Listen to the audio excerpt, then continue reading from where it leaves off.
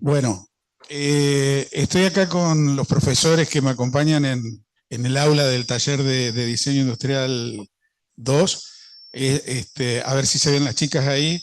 Ani, Olá, Ina, olá. y por allá está Marcos, que después te lo presento. Y estamos, bueno, con los estudiantes que, como falé contigo hace unos días, empezaron con la pesquisa acerca del tema del trabajo práctico. Así que nos gustaría, para no perder tanto tiempo, sabemos que tu tiempo es corto hoy, si quieres empezar con la presentación, compartiendo pantalla con nosotros. ¿Mm? Perfecto. Sí, te vamos a pedir que hables un poco más lento. Perfeito.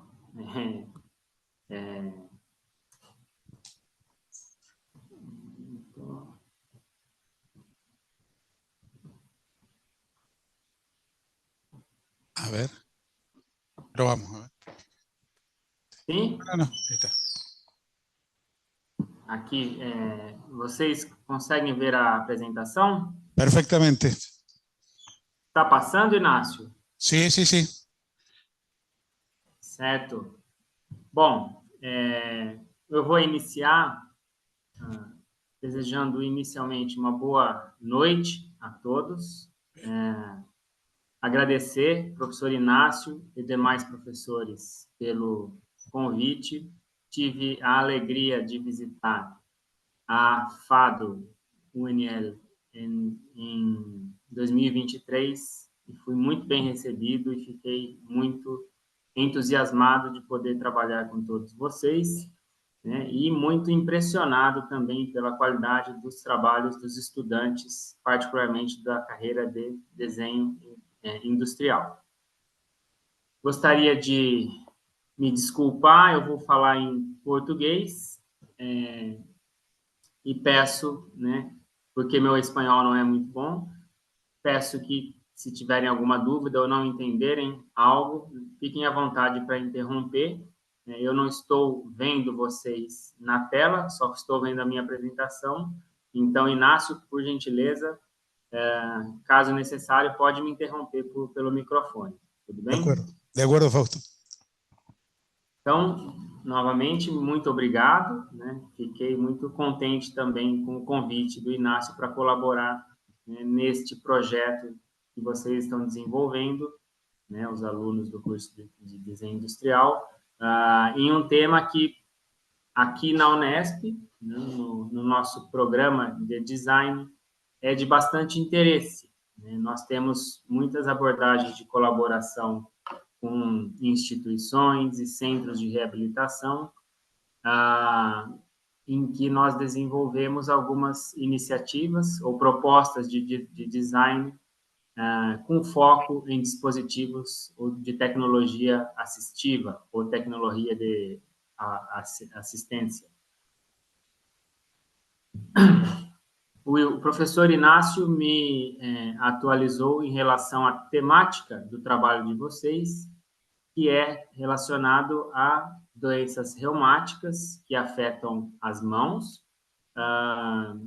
E eu tomo a liberdade de iniciar um pouco de um contexto sobre o envelhecimento, porque muitas das doenças reumáticas, elas estão relacionadas com o avanço da idade, né?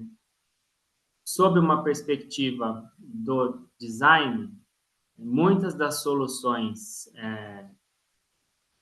para a artrite reumatoide, elas trazem, elas consideram necessidades que também são presentes em algumas condições naturais do envelhecimento.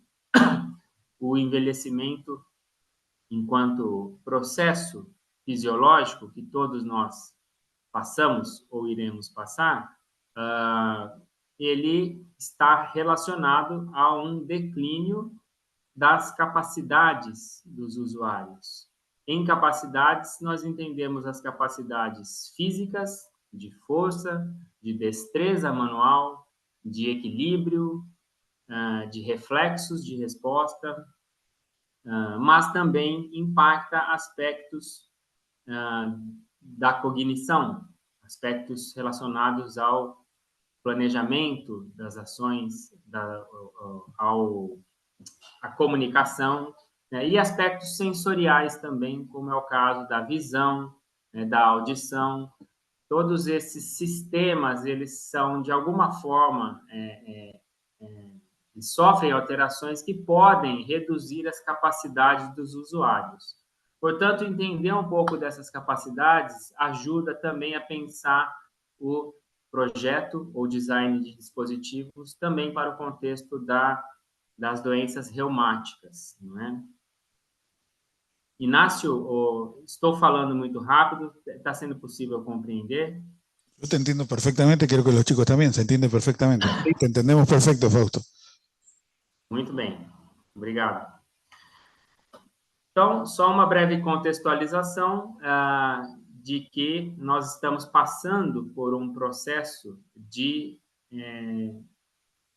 mudança da nossa característica de população, né, na faixa etária, e nós temos visto aí uma prospecção para que demonstra que, conforme os anos vão se passando, né, a perspectiva é que nós tenhamos, nas faixas etárias mais avançadas, um maior percentual de pessoas, né?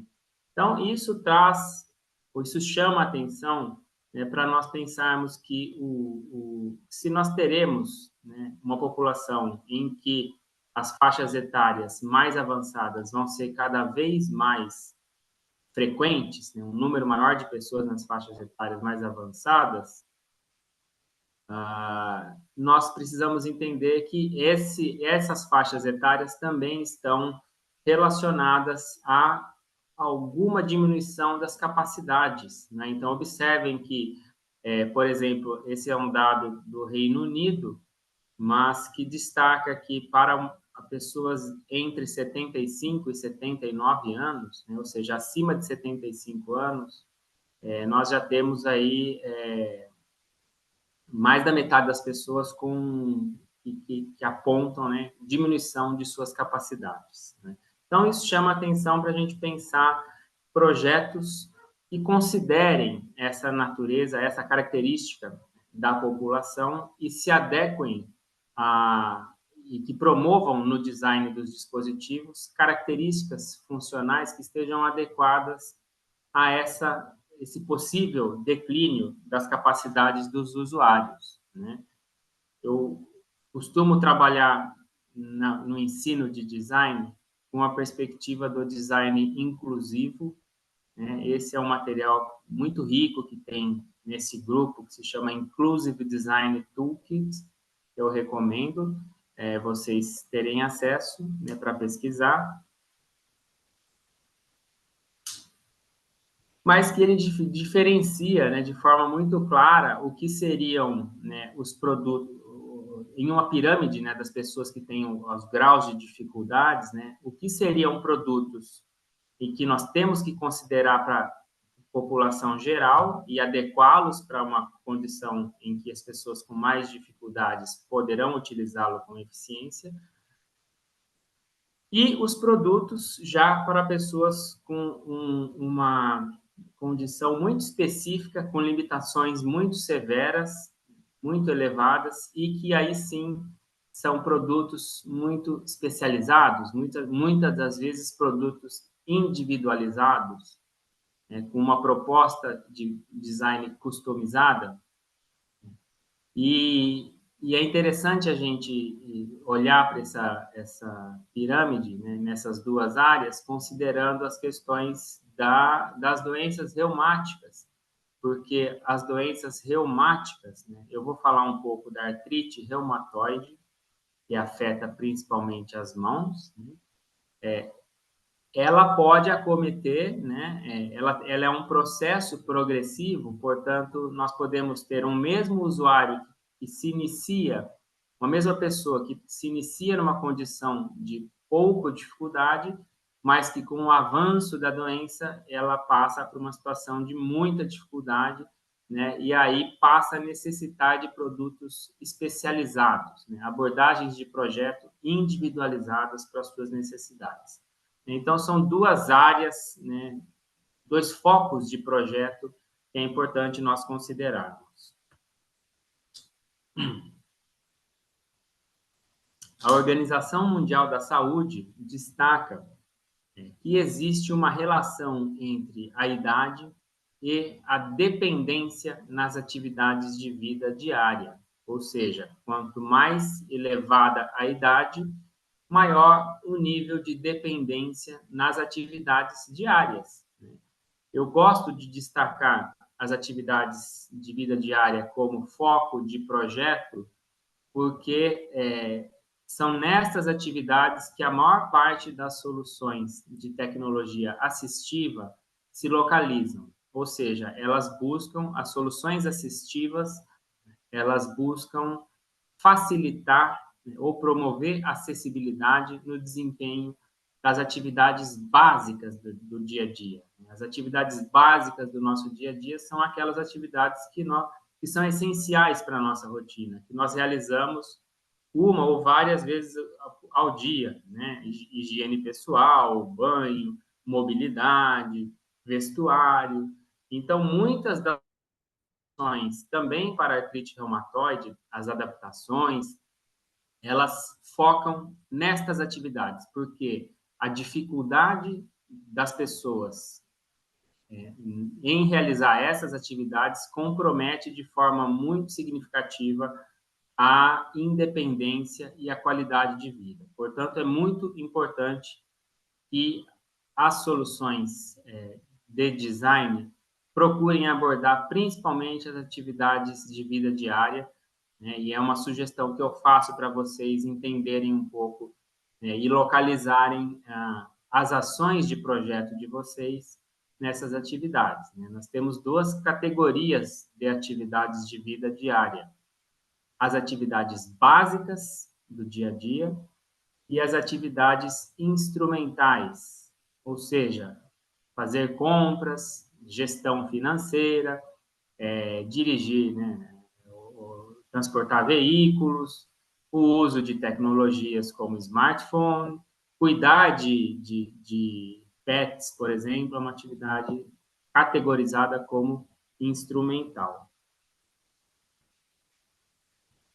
Então, um exemplo de uma atividade muito comum realizada por todas nós, né, mas particularmente comum ou frequente, né, em pessoas com idades mais avançadas, né, nos idosos ou ancianos, é o gerenciamento dos remédios, que é uma condição fundamental. A administração da dose correta é fundamental. Então, observem um estudo muito simples, mas muito interessante, né, que observou que analisou, na verdade, diversos designs de comprimidos, né, ou cápsulas de remédio, e a eficácia de pessoas, adultos, jovens e idosos, na quebra desses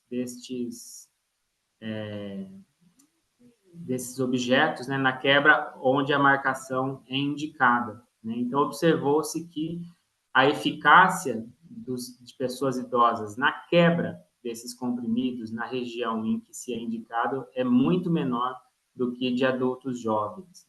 Então, eu trago este exemplo para destacar um dos efeitos que também tem implicações na artrite reumatoide, que é a capacidade de destreza manual. A destreza manual, ela depende de aspectos de coordenação de movimento e sensibilidade dos dedos. São dois aspectos que, de certa forma, podem estar comprometidos durante o processo do envelhecimento.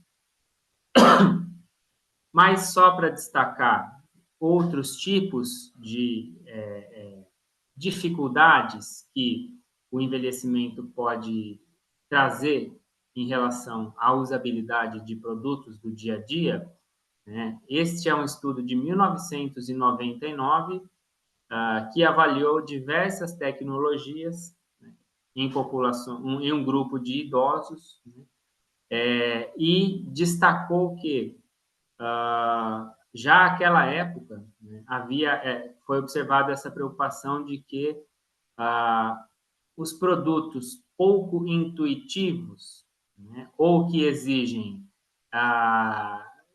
muita atenção, ou que exigem muita memorização, etapas de cumprimento da tarefa, ou seja, há produtos em que o uso exige muito das habilidades cognitivas, são aqueles que foram relacionados com maiores dificuldades ou impossibilidade de realizar as tarefas. Então, naquela época, os autores sugeriram, né, destacaram a importância de se criar designs livres de barreiras cognitivas. Então, também sob uma perspectiva do design inclusivo, se a gente observar este contexto de interação em que os produtos oferecem, por meio dos seus atributos de tamanho, forma, complexidade, não é? Eles exigem algumas habilidades dos usuários. Por exemplo, um smartphone exige habilidades visuais, exige habilidades de coordenação motora, de destreza, de sensibilidade. Então, todos os produtos exigem algumas habilidades para serem utilizados. E, no outro lado, nós temos os usuários com suas capacidades.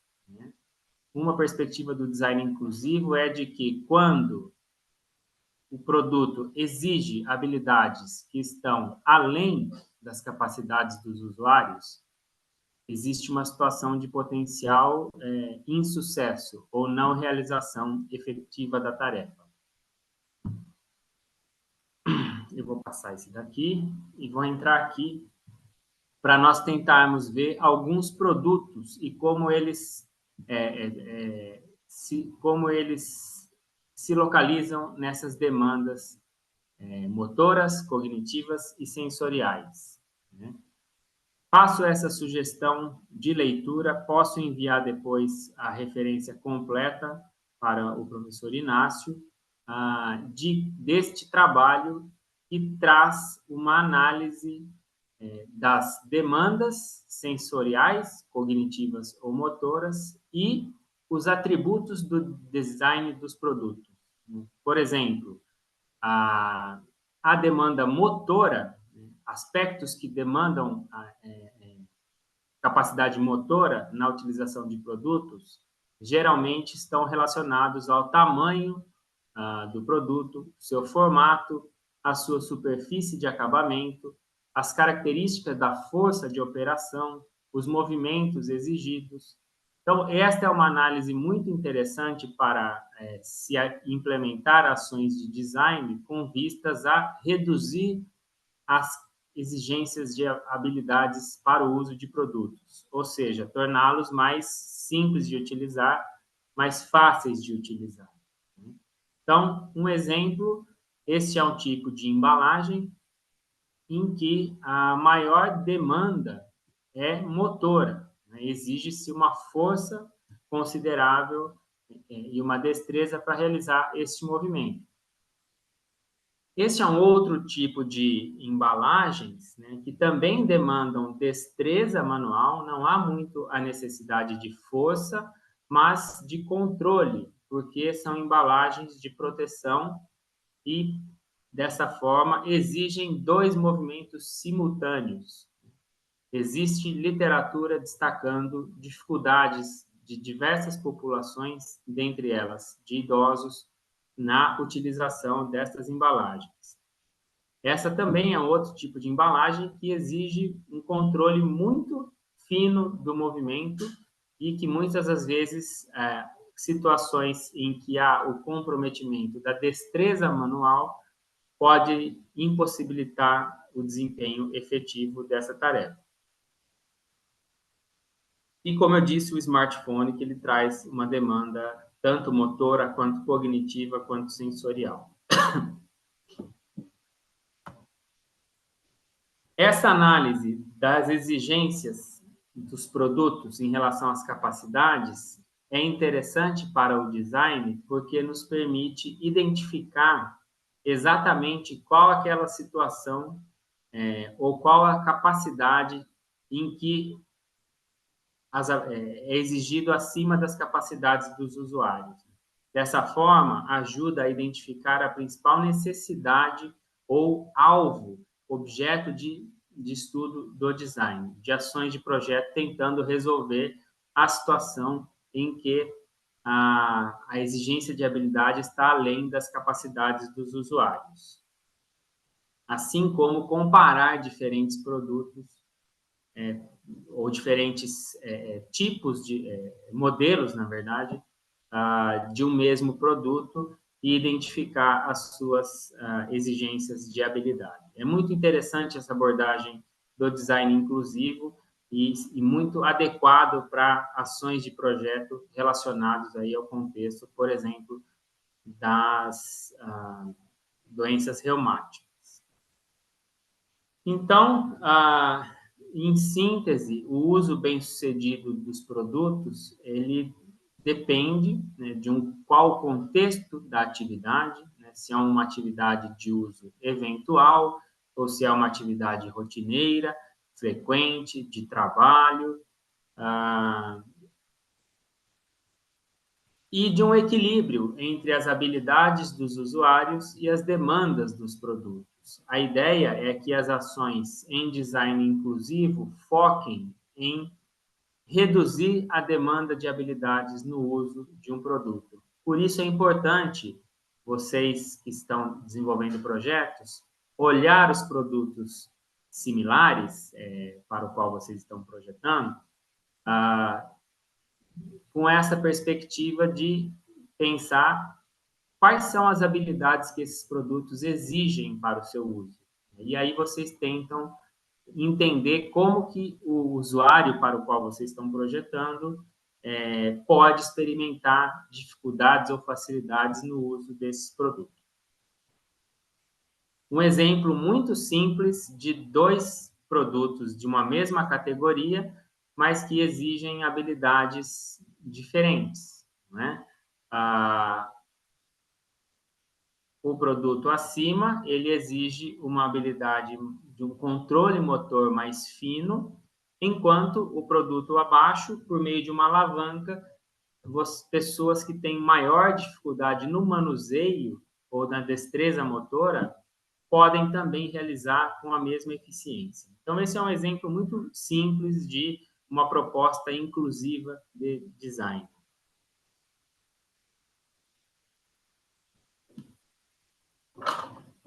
Inácio, como nós estamos de tempo, tudo ok? Perfectamente, todo bien. Tá joia. Eu queria apresentar para vocês o conceito de tecnologia assistiva. É um conceito brasileiro, mas que está muito ligado a uma visão mundial do que é a tecnologia assistiva hoje, uma área de conhecimento, né? De não apenas produtos, né, mas recursos, metodologias, estratégias, serviços, com o objetivo de promover a funcionalidade. Portanto, soluções de design com foco em facilitar atividades para pessoas que têm alguma dificuldade se enquadram no conceito de tecnologia assistiva.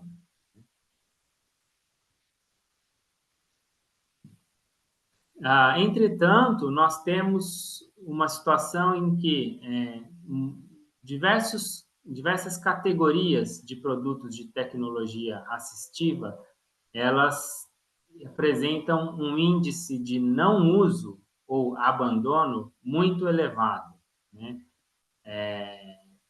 Isso é muito comum por exemplo, próteses de membro superior. As próteses de membro superior, elas estão entre as tecnologias assistivas com maior índice de abandono, né?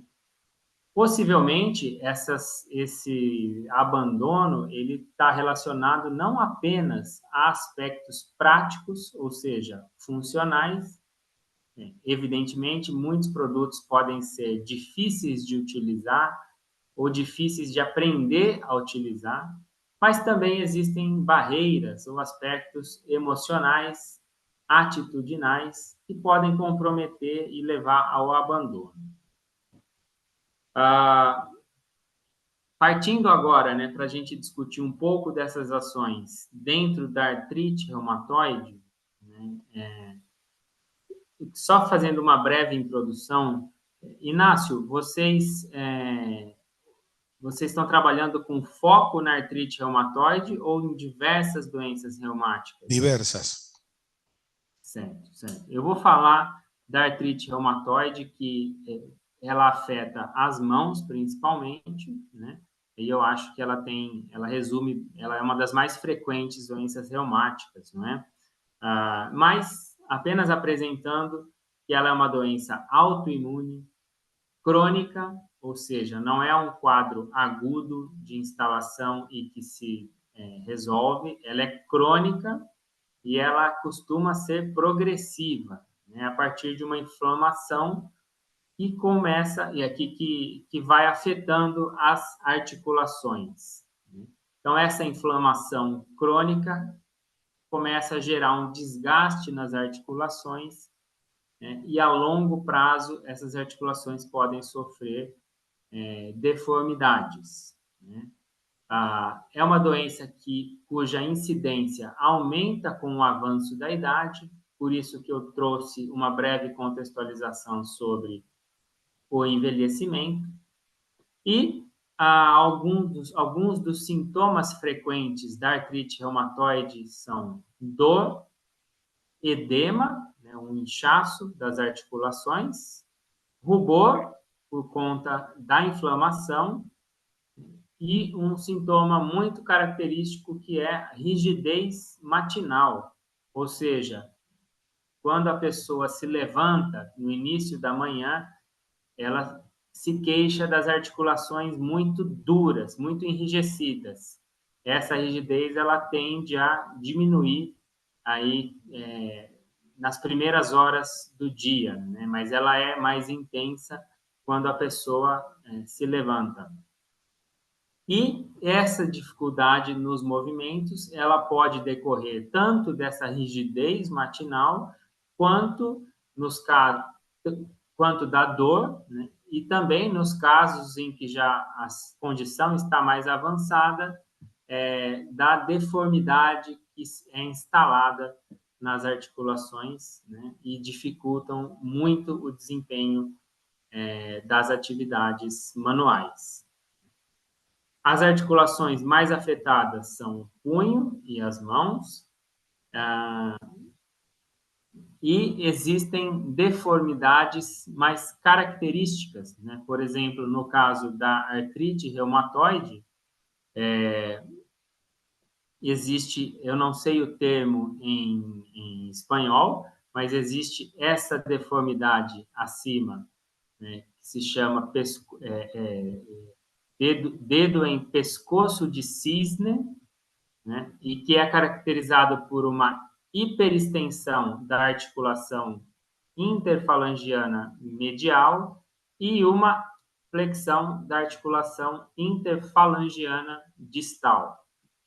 Uma outra deformidade característica é a do dedo em botoeira, que é o contrário. Você tem uma flexão da articulação interfalangiana proximal e uma hiperextensão da articulação distal.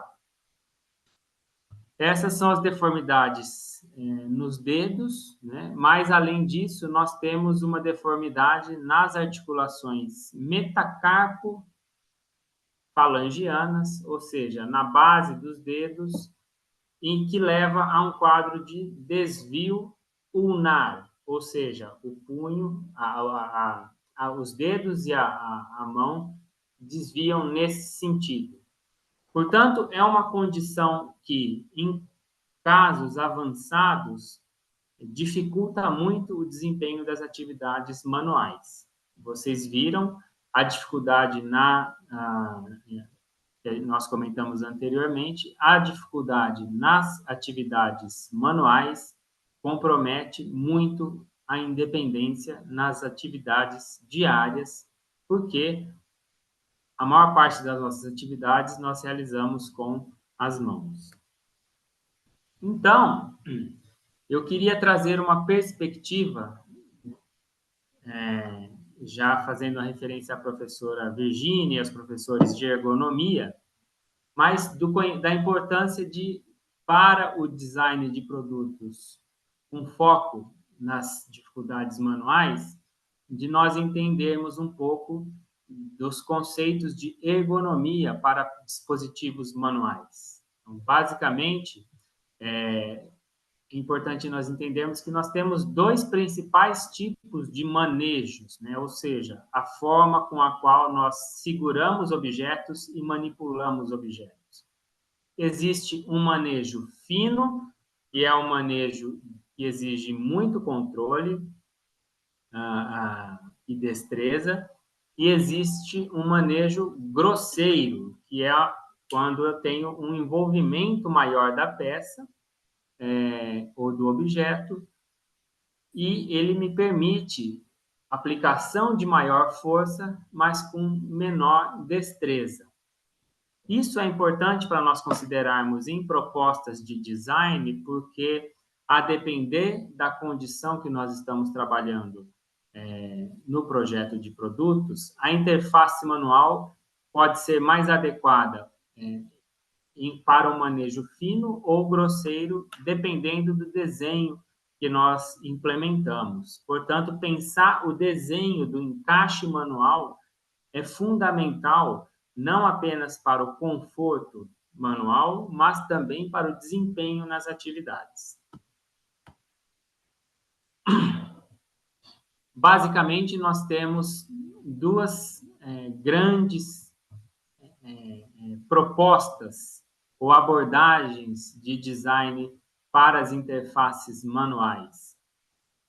E eu queria trazer esse destaque para vocês, né? Nós temos propostas de design geométrico, por exemplo, essa caneta, ela tem um design geométrico, e que o aspecto positivo do design geométrico é que ela permite muitas variações na forma de segurar.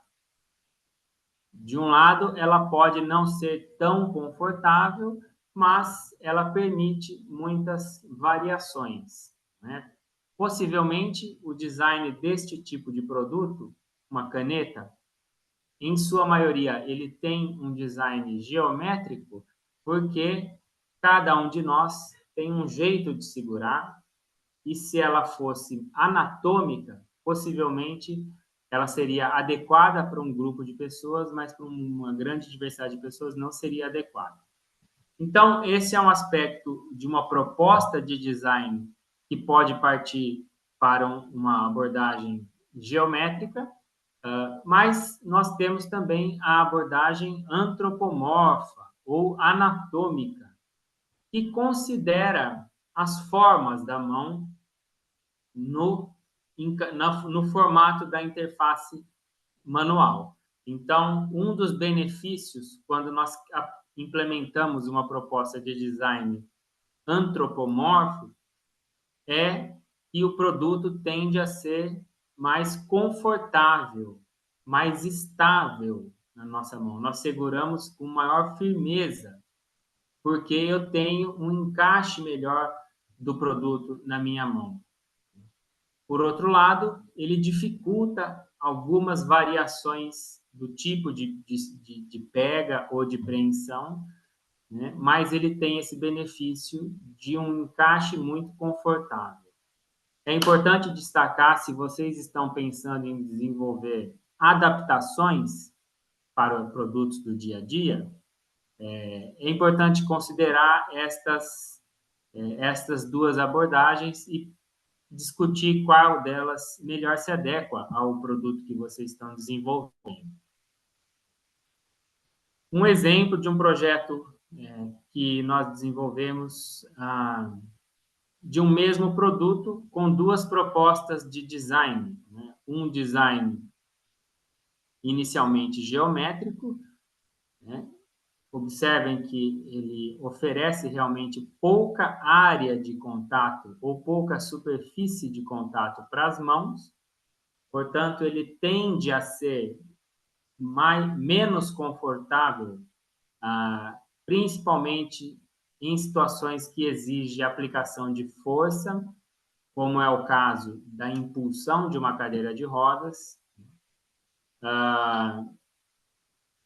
e uma proposta de design pautada na anatomia, ou um design anatômico, ele oferece um encaixe maior, uma maior superfície de contato para as mãos, portanto, nós temos uma distribuição de pressão na superfície manual mais equilibrada, então o uso tende a ser mais confortável, oferece maior firmeza, mas, por outro lado, não oferece tanta possibilidade de variação na forma de preensão.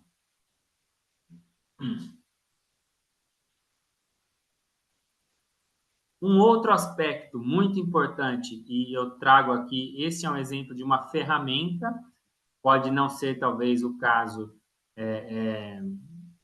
de estudo, né, de projeto de alguns dos grupos aí, né, ou talvez todos, mas o que eu queria destacar é algo importante para se levar em consideração no design de produtos neste contexto da artrite reumatoide, que é o bom alinhamento do punho, ou seja, projetar produtos, interfaces que evitem esse tipo de posicionamento ou esse tipo de posicionamento e mantenham o punho em uma posição mais neutra possível.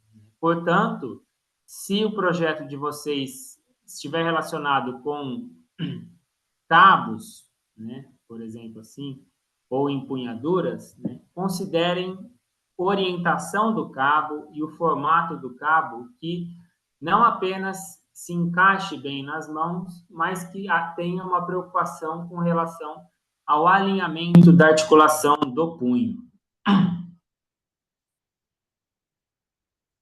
Eu vou apresentar apenas alguns projetos que nós temos desenvolvido, não diretamente relacionados a doenças reumáticas, mas que podem contribuir para vocês entenderem um pouco das propostas. No nosso laboratório, nós temos tecnologias de digitalização tridimensional, modelagem 3D, impressão e usinagem CNC. Nós utilizamos do procedimento de digitalização para desenvolver ações de projeto de produtos manuais. Neste caso, esta foi uma ação em colaboração com a terapia ocupacional para oferecer uma alternativa complementar ao processo de fabricação ou de produção de órteses, como estas. Estas são órteses de posicionamento que também podem ser utilizadas para muitas ações, inclusive problemas reumáticos.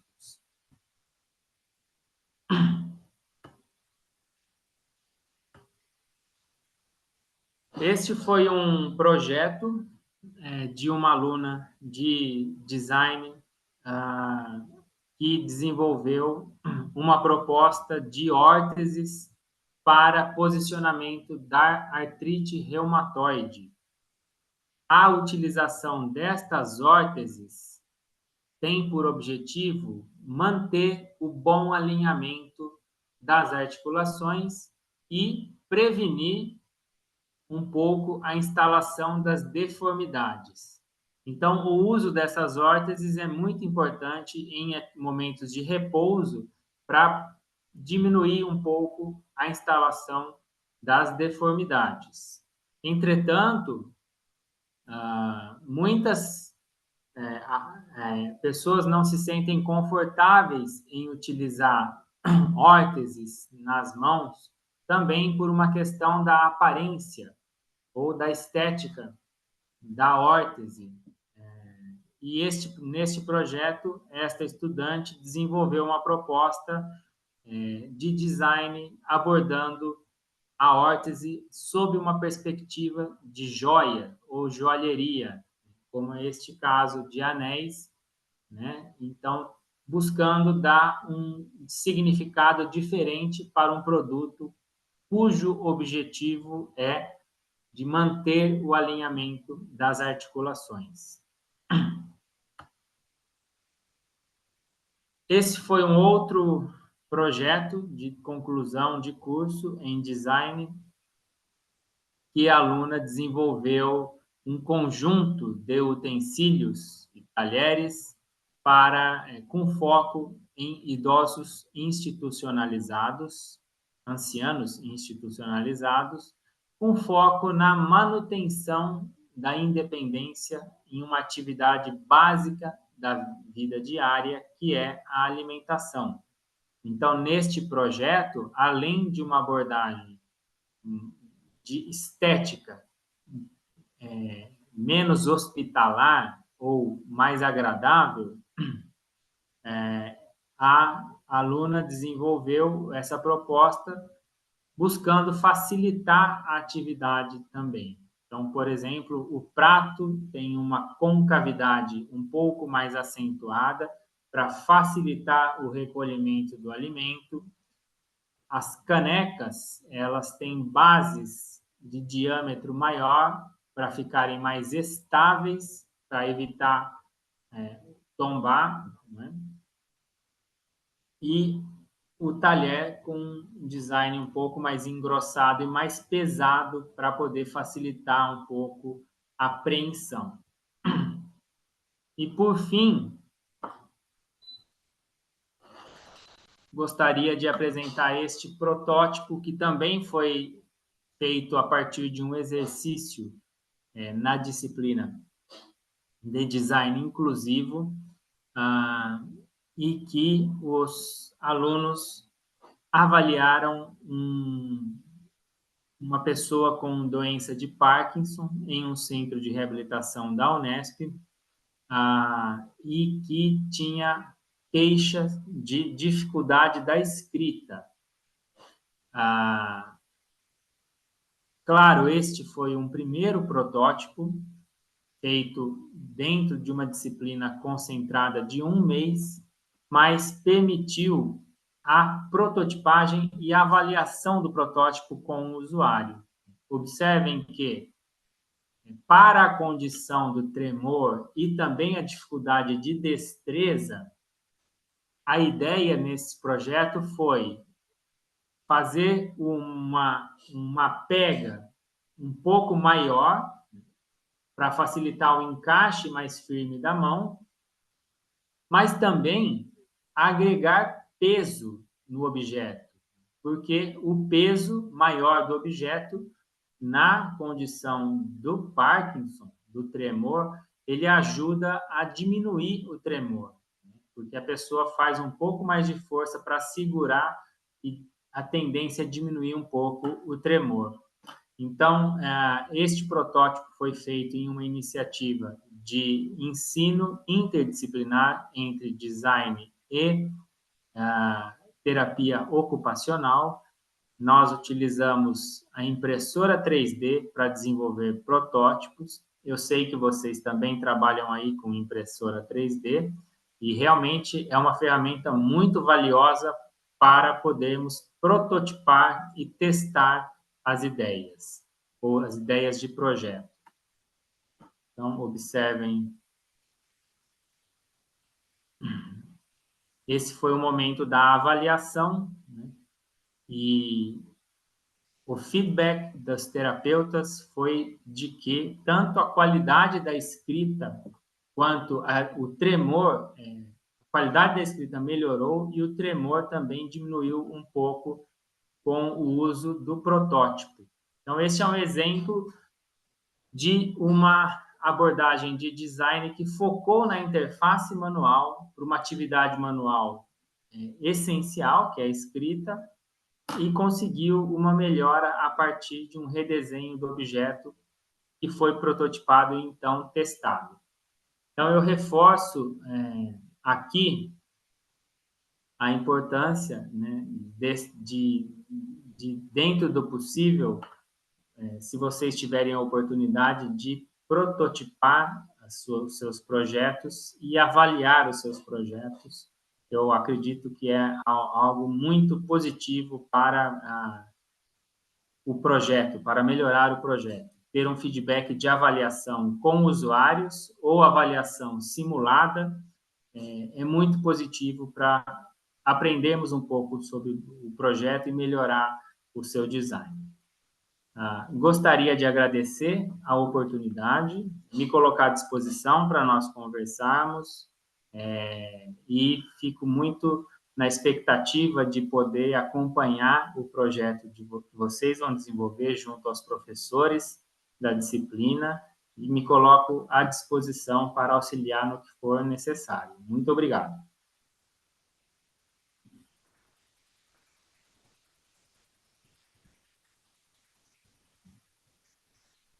Fausto, nosotros somos los agradecidos por tu valiosísimo aporte, así que muchísimas gracias. No sé si alguien quiere hacerle alguna pregunta. Fausto, no sé cómo estamos con el tiempo. Tenemos unos 5 minutos más. Sí. Bueno, no sé si alguien quiere hacerle alguna, aprovechar que está Fausto hoy con nosotros y hacerle alguna pregunta. Allá atrás hay una pregunta.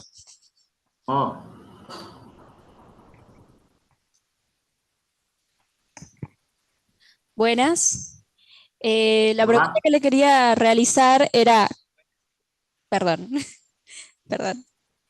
La pregunta que le quería hacer era, ¿cómo se puede equilibrar la adaptabilidad del producto y su simplicidad en el uso? Si me quiere comentar algo. A adaptabilidade do produto e la simplicidade no uso. Sim. Obrigado pela pergunta. De fato, é um desafio. O exercício que nós sempre incentivamos a todos os alunos que estão desenvolvendo projetos é olhar para o produto e se perguntar: é possível torná-lo mais simples? É possível torná-lo mais fácil? Porque se você facilita o uso e a aprendizagem de uso, naturalmente o produto será mais adaptável para o maior número de pessoas, né? Eu não sei se a sua questão foi mais relacionada a produtos multifuncionais, né? Por exemplo, existem muitos eletrodomésticos e os eletrodomésticos, eles são cada vez mais multifuncionais, ou seja, cada vez mais funções são oferecidas, agregadas para o mesmo produto. Isso traz um desafio de aprendizagem e traz um desafio de adaptar cada uma dessas atividades para demandas específicas do produto. Eu poderia te ajudar se você me der um exemplo mais concreto do produto que vocês pensam em desenvolver, mas, de maneira geral, a sugestão que eu trago para todos os estudantes é de sempre olhar o produto naquela perspectiva de o que ele exige de habilidades dos usuários. E assim vocês vão entender ou vão poder implementar estratégias para simplificar as abordagens e melhorar a usabilidade. Desculpa, não sei se respondi ou se ela gostaria de complementar. Acá están levantando el pulgar, dicen que sí, que muchas gracias por la respuesta.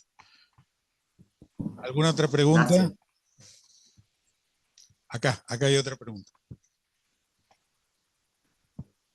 Si hay algún material recomendable para los productos en relación a la temperatura, si el frío o el calor afectan a las manos. Ah, sim, sim. Ótima pergunta, muito obrigado.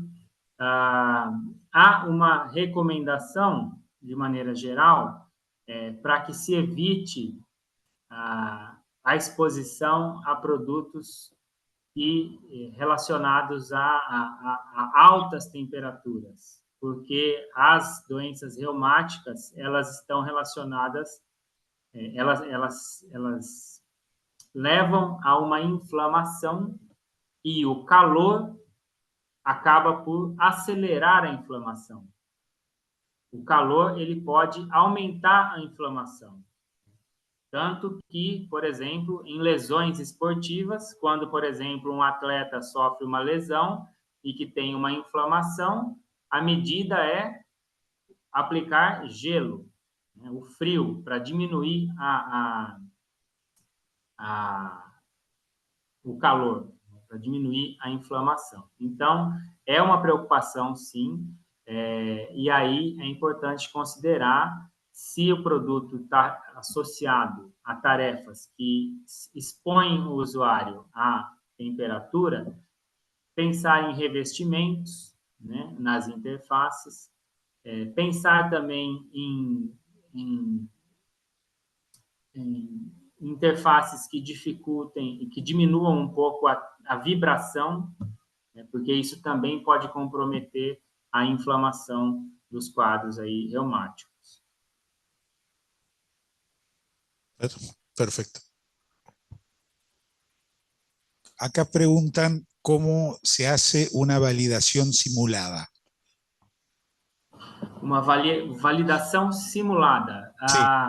No processo de design, no processo de desenvolvimento ou desenvolvimento de produtos, nós podemos implementar rotinas de avaliação. Estas rotinas de avaliação, quando feitas em uma fase muito inicial do desenvolvimento, elas são as atividades geralmente simuladas. Quando são feitas em uma etapa mais próximo do final do projeto, né, quase na entrega do projeto, do produto, espera-se que essas avaliações sejam feitas com usuários reais, certo? A atividade simulada, ela pode ser feita com o uso de situações de simulação de dificuldade, por exemplo, né? Então, um exemplo, se eu estou desenvolvendo projeto com foco em pessoas com deficiência visual, eu posso realizar uma atividade em grupo de experimentação em que as pessoas são vendadas, né? Ou tem alguma oclusão visual para realizar a tarefa. Isso traz contribuições para o processo de desenvolvimento do produto, porque ajuda a identificar, ainda que de forma preliminar, se as decisões de projeto estão sendo tomadas num caminho de sucesso. Então, essas validações simuladas ou avaliações simuladas, elas são importantes, mas elas não são definitivas. Elas têm maior contribuição em uma etapa muito preliminar, muito precoce, inicial do desenvolvimento de projeto.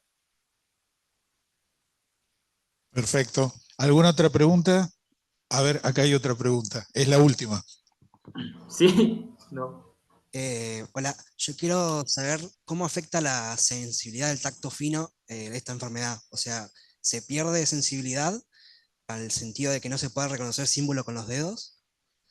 ¿O son hipersensibles? ¿Cómo afecta la artritis al tacto fino? Eu não entendi. Pode... Desculpa. Hablar un poquito más. ¿Cómo afecta a la sensibilidad la artritis. Ah, sim, sim. Al tacto Bom, fino. Al tacto fino. a artrite, Al tacto fino, si se pueden reconocer sobre relieves, por ejemplo, texturas, si permite eso sim, la enfermedad o no. sim, sim. A artrite, ela é uma doença que afeta a articulação, as juntas. Ela não compromete a sensibilidade, certo? Ela não compromete a sensibilidade. A pessoa mantém a sensibilidade das mãos, né? Então, ela compromete o movimento por conta do problema na articulação e passa a não movimentar mais de forma completa, né? E assumir posições mais de deformidade. Portanto, a dificuldade na destreza manual, decorrente da artrite, ela vem do problema articular, não da sensibilidade, certo? Perfecto, perfecto. Bueno, no te demoramos más porque tenés aula ahora. Te agradecemos Sí. muchísimo. La verdad que el aporte tuyo creo que no fue valioso, sino súper valioso para esta instancia del proyecto. Así que muchísimas gracias de nuevo por tu tiempo y por tu predisposición, como siempre, Fausto. Eu que agradeço, um prazer rever meu grande amigo Inácio e os demais colegas da UNL. Espero um dia nos reencontrarmos aí. Passei uma semana muito agradável em Santa Fé e me coloco à disposição realmente para continuar ajudando quem precisar. Vocês têm meu contato, estou à disposição. Perfecto, bueno, muchísimas gracias. Te escribo en estos días. Así que muchas gracias por todo. Gracias, pessoal. Un abrazo, chao. Um abraço.